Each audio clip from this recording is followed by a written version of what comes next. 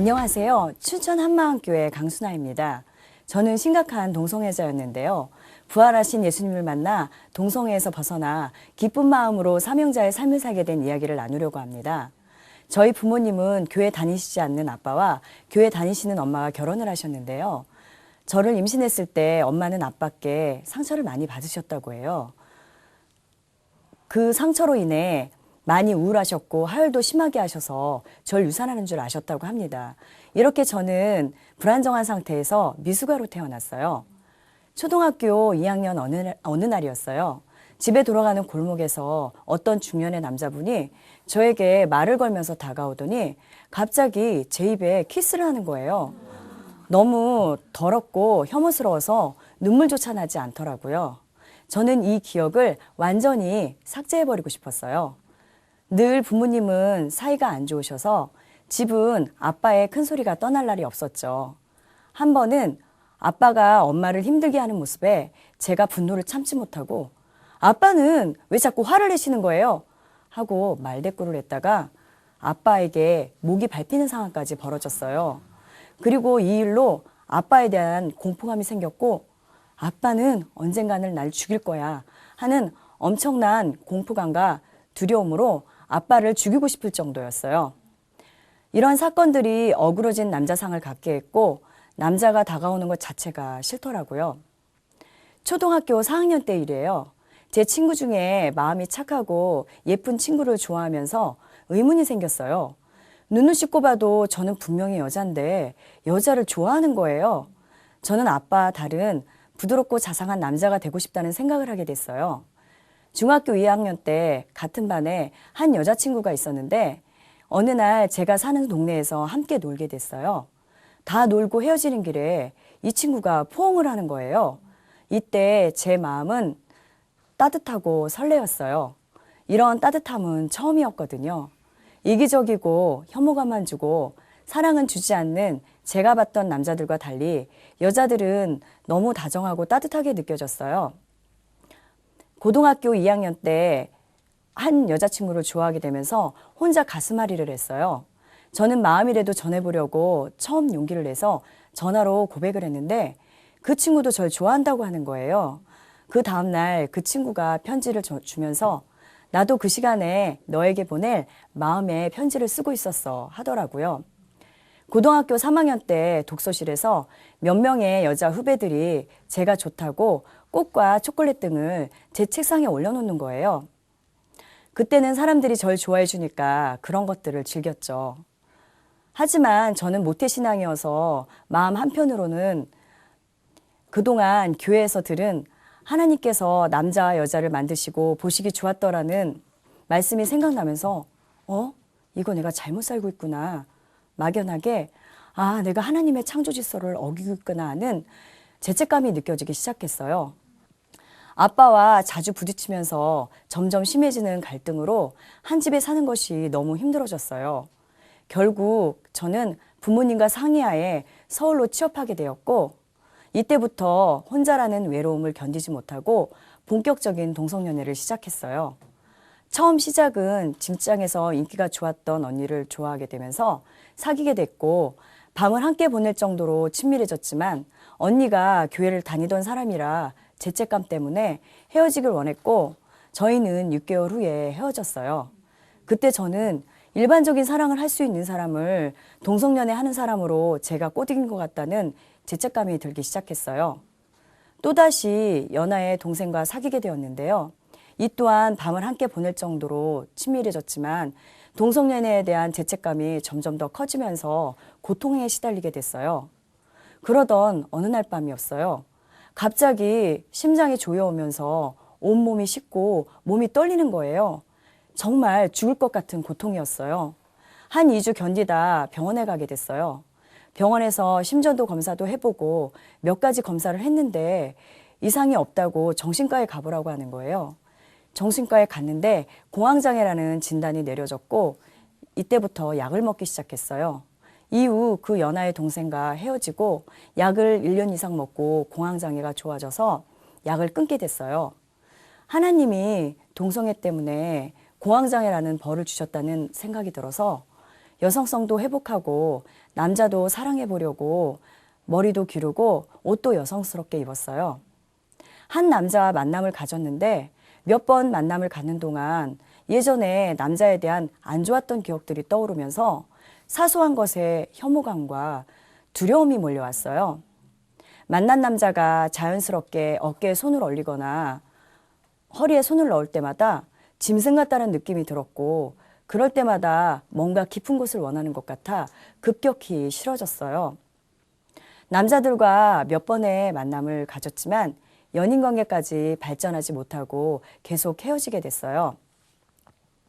지친 저는 따뜻한 사랑으로 느껴지던 동성애로 돌아가고 싶었는데 마침 동성애자들이 모이는 인터넷 레즈비언 카페가 생긴 거예요. 제 눈에 들어온 모 동성애 카페에 가입하고 채팅을 하게 됐어요. 이때 연하의 동생을 만나 함께 살게 됐어요. 그러면서도 제가 사랑하는 사람과 함께 교회에 다니고 싶다는 마음이 있어서 근처 교회에 다녔어요. 결국 이 친구는 신앙생활을 하다가 이것이 죄라는 것을 인식하자 5년을 함께하다 힘들게 헤어졌어요. 그 후 전 이 친구는 동성애에서 벗어났는데 나는 왜 안 될까? 많이 고민하면서 한편으로는 헤어지고 난 고통 때문에 이 교회 저 교회를 전전하며 동성애에서 벗어나게 해달라고 기도했어요. 30 중반이 되면서 잘 버티던 제게 혼자라는 외로움이 저의 마음의 문을 두드렸어요. 여러 동성애 카페에 가입하고 일명 번개팅을 하면서 레즈비언 바와 클럽에 가게 됐어요. 이렇게 즐기다 오는 길은 너무 허탈했어요. 지옥에 대한 막연한 두려움 때문에 교회에서 동성애를 끊기 위해 무릎으로 기도를 했어요. 정말 제 세포에 퍼진 악마 같은 동성애 세포를 다 파괴시켜달라고 눈물로 처절히 울고 부르짖었는데 정말 목숨 건 절규였어요. 하나님, 제가 정말 죽을 죄인이에요. 저 이러다 지옥에 가겠어요. 저 좀 살려주세요. 이렇게 기도를 했지만 이 죄가 해결이 되지 않아서 끊임없이 지옥에 가게 될 두려움이 저를 무섭게 괴롭히는 거예요. 버스를 타도 지옥, 길을 걸어가도 지옥. 너무 두려웠고 가던 길도 다시 돌아보며 죽음을 피해보려고 했어요. 그러면 그럴수록 동영상처럼 지옥에서 절규하듯 살려주세요. 저 너무 고통스러워요. 저 좀 여기서 꺼내주세요. 이렇게 소리 지르는 제 모습이 떠오르는 거예요. 그 처참한 고통이 저의 목을 조르는 것 같았어요.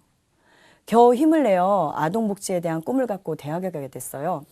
감사한 것은 다니는 내내 성적이 좋아서 학비를 내지 않았고 졸업 때 과수석으로 총장상까지 받게 됐어요. 이때 자신감을 얻은 저는 더 좋은 미래를 위해 더욱더 동성애에서 벗어나 이 죄로 인한 지옥에 가게 될 두려움을 버리고 싶었어요. 그 후 작정기도 금식기도 안 해본 것 없이 노력했지만 이 죄가 전혀 해결이 안 되는 거예요. 이렇게 매번 결심과 결단의 과정이 있었지만 지옥에 대한 두려움과 죄의 쾌락에 대한 미련은 여전히 남아 있었어요. 그러던 중 동생네 교회에서 한마음교회 영상을 보게 됐어요. 부활의 복음으로 많은 중독자들이 변화된 모습을 보고 이곳을 사모하게 됐어요. 이때 보육 관련 복지로 아르바이트로 일했던 읍사모소에서 함께 일하길 제안하는 연락이 온 거예요. 하지만 한마음교회 가야만 산다는 확신 때문에 어렵게 거절했어요. 저에게는 이 교회가 마지막 소망 같은 곳이었거든요.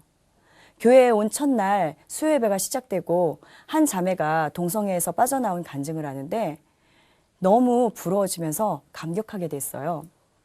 한마음 기숙사에서 하루를 지내고 다음 날 복음을 듣는데 한 자매님이 요한복음 1장 5절 말씀과 요한복음 8장 44절 말씀으로 세상은 어둠이고 부활하신 예수님이 마음의 주인이 아니면 마귀의 자녀라고 하는 거예요.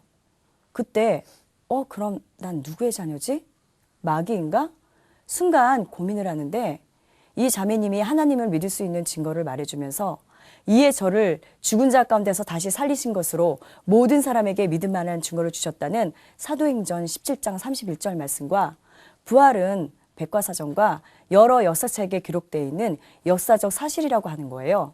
그리고 로마서 14장 9절 이를 위하여 그리스도께서 죽었다가 다시 살으셨으니 곧 죽은 자와 산 자의 주가 되려 하신다는 말씀과 요한복음 16장 9절 죄에 대하여라 함은 저희가 나를 믿지 아니함이라는 말씀으로 예수님을 믿지 않던 죄를 회개하고 부활하신 예수님을 마음의 주인으로 모시라는 한 자매의 말을 듣고 하나님, 제가 주인된 죄를 회개합니다.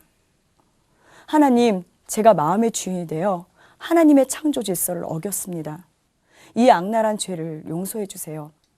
예수님, 이제 저의 마음의 주인이 되어주세요. 이날 예수님은 저의 마음의 주인이 되어주셨어요. 다음 날부터 마귀가 생각으로 쿡쿡 찌르며 저를 괴롭히는 거예요. 전에 사귀던 친구에 대한 그리움이 아주 마구마구 올라오더라고요. 그 고통 때문에 울고 싶은데 함께 사는 자매들에게 소리가 들릴까 봐 입에 사과를 물고 정말 펑펑 울었죠. 그리고는 예수님을 마음의 주인으로 믿었는데 왜 안 변하지? 늘 느낌과 감정에만 집중했던 옛 습관으로 다음 날부터 요술 부리듯 느낌과 행동에 큰 변화가 있을 거라고 생각했던 거예요. 이때 마귀의 실체를 더 알게 됐죠. 아, 마귀가 넣어주는 생각을 내 스스로 선택했구나. 이후 새벽 예배 시간에 회개가 터져 나왔어요. 회개 기도를 하는데 하나님께서 저의 모습을 비춰주셨어요. 제가 십자가 앞에 서서 로마 병정처럼 비웃으며 예수님을 책찍질하고 손에 못을 박는데 예수님께서 저를 쳐다보면서 말씀하셨어요. 순아야, 내가 너를 사랑한다. 그러신가요? 수만 가지 죄를 회개하며 그렇게 고통스러워하는 거 다 보고 계셨잖아요. 그때는 왜 해결해 주시지 않았나요?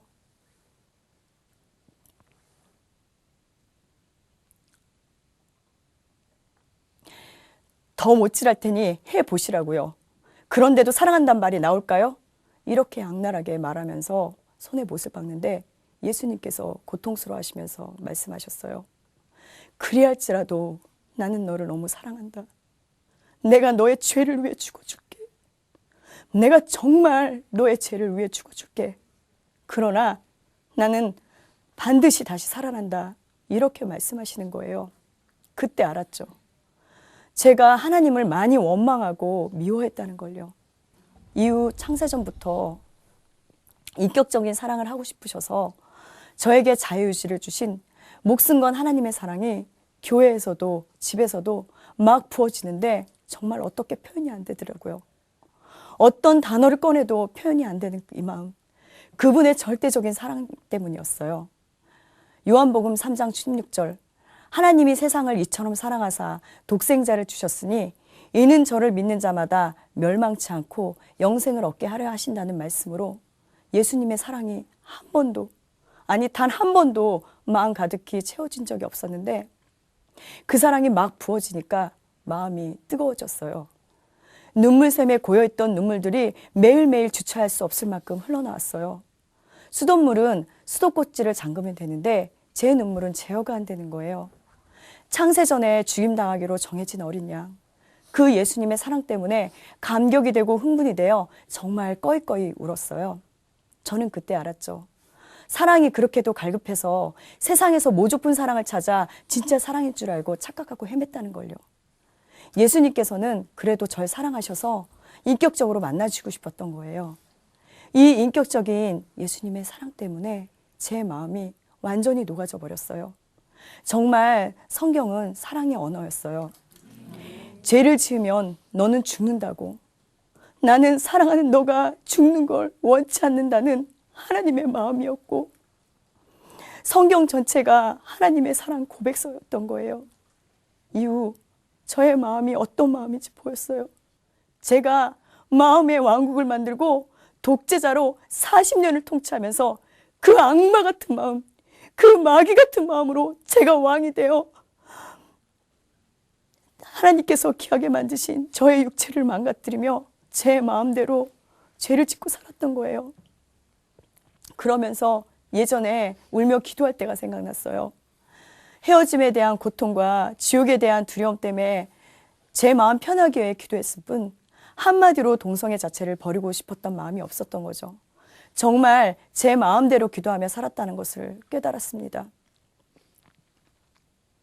이후 진심 어린 마음의 고백이 터져 나왔어요.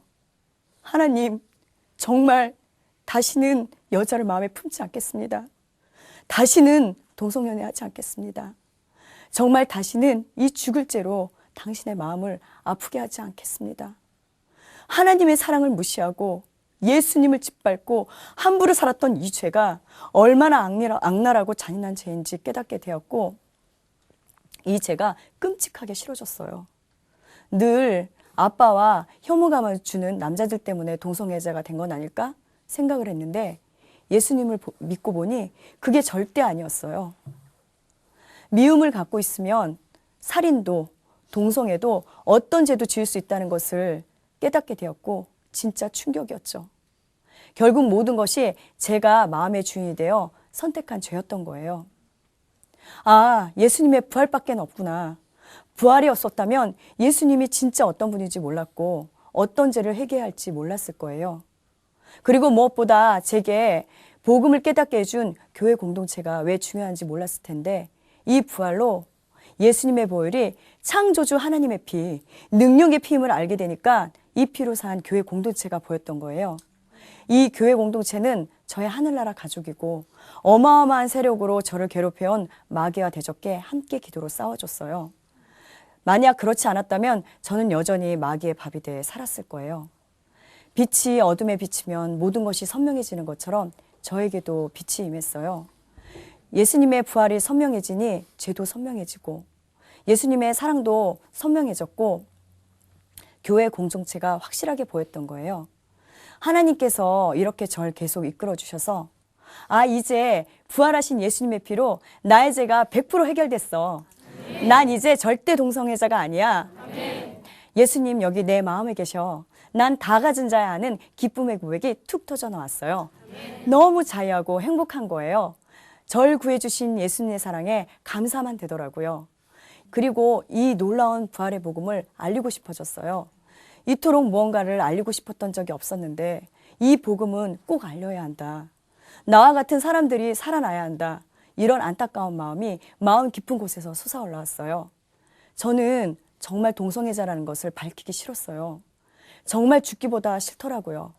하지만 예수님의 사랑 때문에, 제가 보여줄 수 있는 사랑인 바로 이렇게 저의 모습을 드러내고 복음을 전하는 거였어요. 저와 같은 수많은 사람들이 살아나도록 하는 거였어요. 전도 현장에서 그렇게 혐오스럽던 남자에게도 먼저 다가가 안타까운 마음으로 부활하신 예수님을 믿어야 한다며 복음을 전하고 있어요. 다른 사람들에게도 부활하신 예수님을 믿고 동성애에서 벗어났다고 말하고 있어요. 역시 동성애자였다는 것을 숨기는 것이 아니었어요. 사랑하는 가족인 교회 공동체에 밝히니 오히려 사랑으로 감싸주고 기도해줬어요. 이제 교회에 가면 목사님도 지체들도 얼굴이 밝아졌어.